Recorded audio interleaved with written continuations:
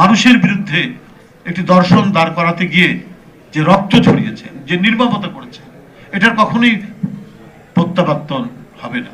তা আমিও সেটা বলি যে আজকে যারা এই বিপ্লবের সাথে সম্পর্কিত, আমরা পরস্পরের অনেক বিষয়ে সমালোচনা থাকবে।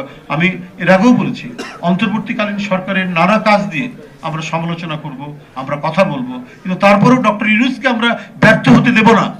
কারণ তিনি যে কথাটি আমাদের ভারপ্রাপ্ত চেয়ারম্যান বলেছেন কয়েকদিন আগে, যে উনি হলেন এই রক্ত ঝরা আন্দোলনের মধ্যে দিয়ে সরকার হয়েছে।